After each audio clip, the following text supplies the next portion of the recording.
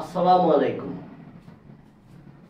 Confident versus confident, একটা জিনিস খেয়াল করুন, একটাতে আছে ই, কনফিডেন্ট, CONFID, ডি এর পরে ENT। আরটা হচ্ছে কনফিডেন্ট, কনফিডেন্ট, CONFID, ডি এর পরে তারপর অ্যান্টি। কনফিডেন্ট আর কনফিডেন্ট, যখন আমরা ই ব্যবহার করছি তখন আমরা বলছি কনফিডেন্ট, আর যখন ই না ব্যবহার করে ব্যবহার করছি তখন আমরা বলছি কনফিডেন্ট। এখানে দুটো ওয়ার্ডই সঠিক, এবং দুটোর ব্যবহারও আলাদা, উচ্চারণ আলাদা।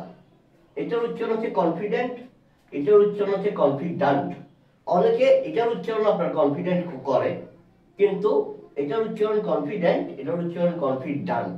ঠিক আছে? Confident, CONFIDENT।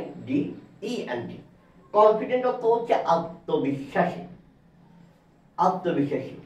যেমন I am confident about my ability to do the job. We are confident that conditions will improve soon. Confident অর্থ হচ্ছে আত্মবিশ্বাসী যখন আমরা ই ব্যবহার করছি।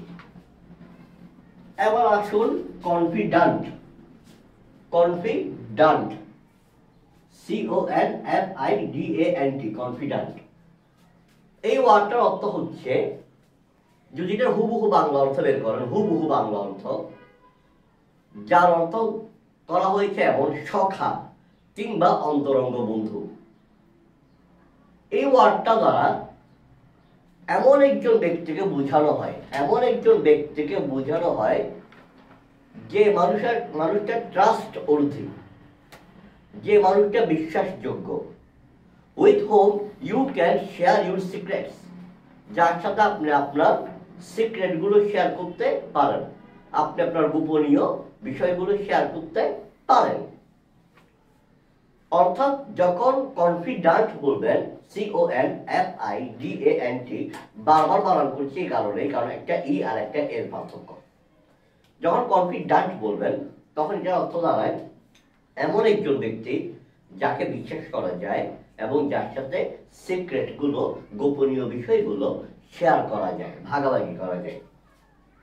উদাহরণ, he is a close confident of the president.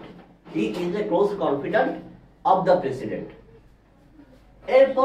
এরপর সেন্টেন্সে দেখেন, everyone has a confidant with whom everything can be shared. Everyone has a confidant with whom everything can be shared. প্রত্যেকেরই এমন একজন মানুষ থাকে, বিশ্বাসযোগ্য মানুষ থাকে, অন্তরঙ্গ বন্ধু থাকে, যার সাথে সবকিছু শেয়ার করা যায়। তো এটা ছিল কনফিডেন্ট এবং কনফিডেন্টের মধ্যকার পার্থক্য। একটা ই একটা এর পার্থক্য, শুধু একটা ই জায়গায় একটা এ ব্যবহার করলেই অনেক পার্থক্য হয়ে যাচ্ছে। ধন্যবাদ। আসসালামু আলাইকুম।